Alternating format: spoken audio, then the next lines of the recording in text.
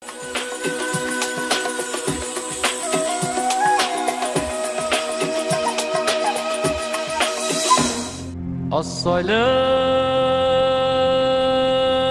vesselam. Barcha alemni yo'qdan bor etgan Alloh taolaga har barcha maqtov, hamdlarimiz bo'lsaydi, payg'ambarimiz Muhammad Mustafa sallallohu alayhi vasallamga salovat sharifalarimiz ham izgi salamlar bo'lsaydi. Bugungi kun muborak bo'lgan Sha'ban oyimiz keldi. Alloh taolo barcha islom ummatin, oxir zamon ummatin bizga shu ulug' sharafat bilan gunohlardan chistarinib, izgiliklarga ko'proq vaqtlarni bag'ishlauga hamda shu Ramazon sharif oyi oldindagi bu oy bu.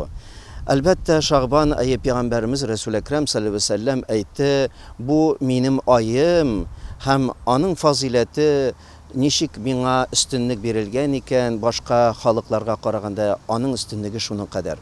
Shuning uchun payg'ambarimiz Rasul akram sallallohu alayhi vasallam Sha'ban oyina xalqlarni bik indadi, hatto shulay deb aytdi: "Tahhiru anfusakum." O'zingizni poklarga tirishig'iz bu Sha'ban oyinda.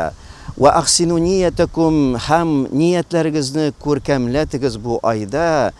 Chunki bu oyda kishining bor izgiligi minglata onun savoblari orttirilib yoziladigan bo'ladi.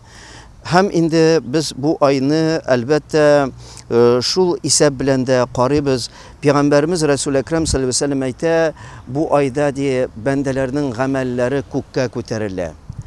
Ham payg'ambarimiz Rasul akram sallallohu alayhi vasallam aytdi, men o'zimning amallarimni ko'kka ko'tarilgan vaqtida uraza kelish ko'tarilsaydi deb tirimdi. Shunga ko'ra da bizga endi mana bu oyda qadrli tuganlar urazalar tutuga da bir ishkindan da kim bo'lmagan holda urazalar tutib o'targa kerak. Bir otnama payg'ambarimiz Rasul akram sallallohu alayhi vasallam hatto yarti oy uraza tutatirgan bu oy bo'lgan.